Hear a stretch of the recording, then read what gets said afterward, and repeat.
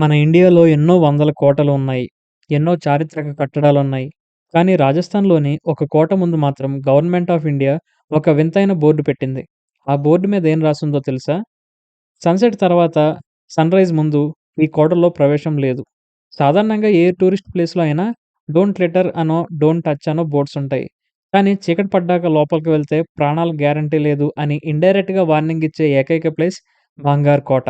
దీన్నే India's most haunted place అని పిలుస్తారు. అసలు ఈ కోట గోడల మధ్య రాత్రిపూట ఏం జరుగుతుంది? అక్కడ నిజంగానే దెయ్యాలున్నాయా? లేక అదొక పాడుబడిన భవనం మాత్రమేనా? లేక శాపం వల్లే ఊరు మొత్తం శ్మశానంలా మారిపోయిందా? ఈరోజు మనం ఆ కోట గురించిన నిజాన్ని తెలుసుకోవడానికి ప్రయత్నిద్దాం. ఈ బాంగార్ కోట రాజస్థాన్‌లోని అల్వార్ జిల్లాలో ఉంది. ఇది ఆరావళి పర్వతాల మధ్యలో సరిస్కా టైగర్ రిజర్వాయర్‌కి దగ్గరలో ఉంటుంది. మీరు ఉదయం పూట అక్కడికి వెళ్తే ఆ ప్లేస్ చాలా అందంగా ఒక పర్ఫెక్ట్ పిక్నిక్ స్పాట్‌లా అనిపిస్తుంది. పచ్చని చెట్లు, పాతకాలపు రాతి కట్టడాలు, పెద్ద పెద్ద ద్వారాలు చూడ్డానికి అద్భుతంగా ఉంటుంది. కానీ సాయంకాలం 5 గంటలు దాటితే చాలు అక్కడ అట్మాస్ఫియర్ మొత్తం మారిపోతుంది. గాలిలో ఒక రకమైన బరువు తెలుస్తుంది. పక్షుల అరుపులు ఆగిపోతాయి. అక్కడ లోకల్‌గా ఉండేవాళ్ళు, టూరిస్టులు అందరిని బయటికి పంపించేస్తారు. ఆఖరికి పురావస్తు శాఖ వాళ్ళు కూడా అక్కడ ఉండరు. ఆ ఆఫీస్ కోట లోపల ఉండదు. కోటకి చాలా దూరంలో ఉంటుంది. అసలు 17వ శతాబ్దంలో ఎంతో వైభవంగా వేల మంది ప్రజలతో కళకళలాడిన ఈ నగరం కేవలం ఒక్క రాత్రిలో ఎందుకు నాశనమైపోయింది? దీని వెనక 2 మెయిన్ స్టోరీస్ ఉన్నాయి. అందులో మొదటిది చాలా ఫేమస్ అయింది 'రత్నావతి' స్టోరీ. ఆ కథేంటో ఇప్పుడు చూద్దాం. భాంగర్ హిస్టరీలో రాణి రత్నావతి గురించి చెప్పుకోకుండా ఈ స్టోరీ కంప్లీట్ అవ్వదు. ఆమె ఎంత అందంగా ఉండేదంటే, రాజస్థాన్‌లోనే ఆమె అంత అందగత్తె లేదంటారు. పక్క రాజ్యాల రాజులందరూ ఆమెను పెళ్లి చేసుకోవడానికి క్యూ కట్టేవాళ్ళు. కానీ అదే ఊర్లో సింగియా అనే ఒక మాంత్రికుడు ఉండేవాడు. వాడు తాంత్రిక విద్యల్లో చాలా పవర్‌ఫుల్. ఒకరోజు రాకుమారి రత్నావతిని చూసి సింగియా ప్రేమలో పడ్డాడు. కాదు కాదు. అదొక ప్రేమ పిచ్చి. ఎలా అయినా సరే ఆమెను దక్కించుకోవాలని అనుకున్నాడు. కానీ ఒక రాకుమారి ఒక మాంత్రికుడిని ఎందుకు ఇష్టపడుతుంది? అందుకే వాడు తన బ్లాక్ మ్యాజిక్ పవర్స్‌ని వాడాలని డిసైడ్ అయ్యాడు. రాకుమారి రత్నావతికి అత్తరంటే చాలా ఇష్టం. ఒకరోజు ఆమె చెలికత్తె మార్కెట్‌కి వచ్చి రాణి కోసం అత్తరు కొంటున్నప్పుడు సింగియా దాన్ని గమనించాడు. వాడు ఆ అత్తరు బాటిల్ మీద వశీకరణ మంత్రం ప్రయోగించాడు. ఆ ప్లాన్ ఏంటంటే రాకుమారి ఆ సెంట్‌ని వాడగానే ఆమె తనని తాను మర్చిపోయి సింగియా దగ్గరికి పరిగెత్తుకుంటూ వచ్చేయాలి. కానీ ఫ్రెండ్స్ ట్విస్ట్ ఏంటంటే రాణి రత్నావతి చాలా తెలివైంది. ఆ అత్తరు బాటిల్‌ని చూడగానే అందులో ఏదో నెగెటివ్ ఎనర్జీ ఉందని ఆమె గ్రహించింది. ఆమె వెంటనే ఆ బాటిల్‌ని తీసుకెళ్లి దగ్గరలో ఉన్న పెద్ద బండరాయి మీద విసిరి కొట్టింది. ఆ బాటిల్ పగిలి అందులో ఉన్న లిక్విడ్ రాయి మీద పడింది. సింగియా ప్రయోగించిన మంత్రం ఎంత పవర్‌ఫుల్ అంటే ఆ రాయి అమాంతం గాల్లో లేచి మాంత్రికుడి వైపు దూసుకెళ్లి ఆ రాయి కింద పడి మాంత్రికుడు నలిగిపోయాడు. కానీ చనిపోయే చివరి నిమిషంలో వాడు తన ఆఖరి శ్వాసతో బాంగార్ కోటకి ఒక భయంకరమైన శాపమిచ్చాడు. ఈ కోటలో ఎవరు సుఖంగా బతకలేరు. తొందరలోనే అందరూ చనిపోతారు. ఈ ఊరు మొత్తం నాశనం అయిపోతుంది. మళ్ళీ ఇక్కడ ఎప్పటికి ఎవరు పుట్టరు అని శపించాడు.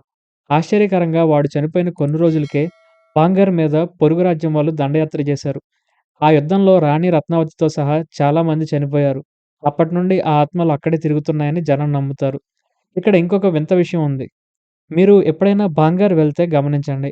ఇక్కడ ఉన్న ఇళ్ళకు, షాపులకు దేనికి పైకప్పు ఉండదు. కేవలం గోడలు మాత్రమే ఉంటాయి. ఇదేంటి ఇంత పెద్ద ఊర్లో ఇళ్ళకు రూఫ్స్ లేవని డౌటొస్తుంది. లోకల్ లెజెండ్స్ ప్రకారం ఆ మాంత్రికుడి శాపం వల్ల అక్కడ ఎవరు ఇంటికి రూఫ్ వేయించినా అది నిలబడదు. కొన్ని గంటల్లోనే ఆ రూఫ్ కూలిపోతుంది. అందుకే ఇప్పటికీ అక్కడ జనాలు పక్క ఊర్లలో ఇల్లు కట్టుకుంటారు కానీ, ఆ కోట పరిసర ప్రాంతాల్లో రూఫ్ వేయడానికి భయపడతారు. అయితే దీనికి ఇంకొక స్టోరీ కూడా ఉంది. గురు బాలునాథ్ అనే ఒక సాధువు అక్కడ తపస్సు చేసుకునేవాడు. రాజుగారు కోట కట్టేటప్పుడు ఆ సాధువు ఒక కండిషన్ పెట్టాడు. "నీ కోట ఎంత ఎత్తయినా కట్టుకో. కానీ దాని నీడ మాత్రం నా ఆశ్రమం మీద పడకూడదు. అలా పడిన రోజు ఈ కోట నాశనం అవుతుందని" శపించాడు. కానీ ఆ తర్వాత వచ్చిన రాజులు ఆ మాటను లైట్ తీసుకొని కోటని ఎత్తుగా కట్టారు. ఆ నీడ సాధువు ఇంటి మీద పడింది. అంతే. ఆ నగరం మొత్తం పతనమైపోయిందని అంటారు. ఫ్రెండ్స్, వీడియో కంటిన్యూ చేసే ముందు మీరు ఇంకా మన ఛానెల్‌ని సబ్స్క్రైబ్ చేయకపోతే వెంటనే సబ్స్క్రైబ్ చేసుకొని పక్కనే ఉన్న బెల్ ఐకాన్‌ని యాక్టివ్ చేయండి. అలాగే ఈ వీడియో నచ్చితే గనక తప్పకుండా లైక్ చేయండి. మీరు ఇచ్చే ఒక్క లైక్ నాకు మంచి కంటెంట్ చేయడానికి బూస్ట్ ఇస్తుంది. ఇప్పుడు రియాలిటీకి వద్దాం. పగటిపూట వెళ్ళిన టూరిస్టులు అక్కడ ఒక రకమైన అన్‌ఈజీనెస్ ఫీల్ అవుతారు. గాలిలో సడెన్‌గా చలి పెరగడం, ఎవరో మనల్ని వెనక నుండి చూస్తున్నట్టు అనిపించడం ఇక్కడ చాలా కామన్. ముఖ్యంగా నర్తకి మహల్ దగ్గర రాత్రిపూట గజ్జెల శబ్దాలు వినిపిస్తాయని, ఏడుపులు వినిపిస్తాయని అక్కడ డ్యూటీ చేసే గార్డ్స్ చెప్తుంటారు. అంతేకాదు ఆ కోటలో ఒక రకమైన సువాసన సడెన్‌గా వస్తుందంట. వందల ఏళ్ల క్రితం చనిపోయిన రాణి గారు వాడే అత్తరు వాసన ఇప్పటికీ ఎలా వస్తుంది? ఇది సైన్స్‌కి అంతుచిక్కని ప్రశ్న. అక్కడ ఫోటోలు తీస్తే చాలా సార్లు ఫోటోల్లో వింత ఆకారాలు రావడం, లేదా కెమెరాలు సడెన్‌గా పనిచేయకుండా పోవడం లాంటివి చాలా మంది రిపోర్ట్ చేశారు. ఇందాక మనం గవర్నమెంట్ బోర్డ్ గురించి మాట్లాడుకున్నాం గదా! ఆర్కియాలజికల్ సర్వే ఆఫ్ ఇండియా లాంటి ఒక రెస్పాన్సిబుల్ గవర్నమెంట్ బాడీ దెయ్యాలకు భయపడి బోర్డు పెడుతుందా? దీని వెనక లాజిక్ ఏంటి? అఫీషియల్‌గా వాళ్ళేం జేస్తారంటే, ఈ కోట చుట్టూ ఉన్న అడవిలో క్రూర మృగాలు ఉన్నాయి, చిరుతపులులు తిరుగుతుంటాయి. ఇక్కడ లైటింగ్ లేదు కాబట్టి పాములు, తేళ్ళు ఉంటాయి. బిల్డింగ్స్ చాలా వీక్‌గా ఉన్నాయి గాబట్టి ఎప్పుడైనా కూలిపోవచ్చు అనే కారణాలతో రాత్రిపూట ఎంట్రీ బ్యాన్ జేశారు. కానీ ఇంట్రెస్టింగ్ పాయింట్ ఏంటంటే, ఇండియాలో చాలా కోటలు అడవుల్లోనే ఉన్నాయి. చాలా కోటలు డ్యామేజ్ అయ్యాయి. కానీ ఎక్కడా లేని విధంగా ఇక్కడ మాత్రమే ఇంత స్ట్రిక్ట్ రూల్స్ ఎందుకు? ఏఎస్ఐ ఆఫీస్ కూడా కోట లోపల కాకుండా కొన్ని కిలోమీటర్ల దూరంలో ఎందుకు పెట్టారు? గార్డ్స్ కూడా సాయంకాలం అవ్వగానే కోట క్లోజ్ చేసి ఎందుకు వెళ్ళిపోతుంటారు?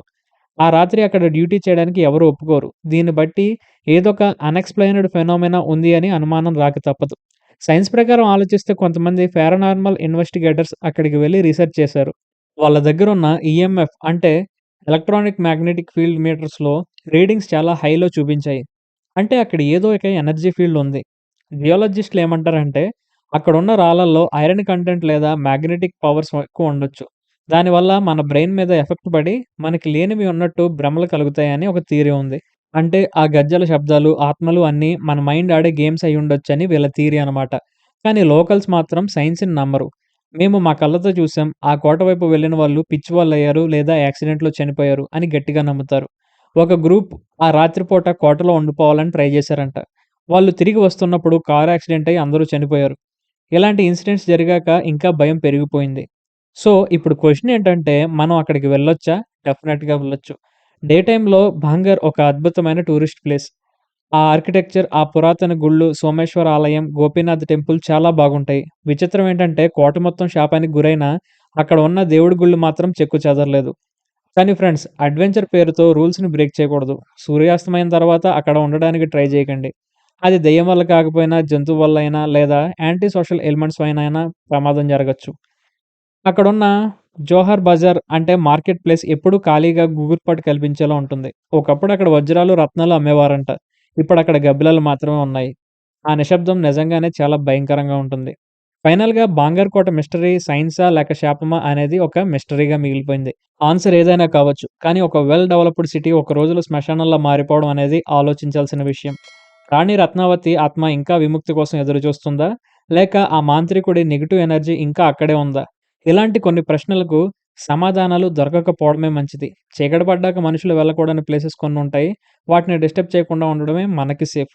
మీకు ఎప్పుడైనా ఛాన్స్ దొరికితే భాంగర్ వెళ్తారా? ఒకవేళ వెళ్తే ఆ రాయి మీద పడిన అత్తరు వాసన మీకు వస్తుందేమో చూడండి. సో, ఇది ఫ్రెండ్స్ భాంగర్ కోట మిస్టరీ.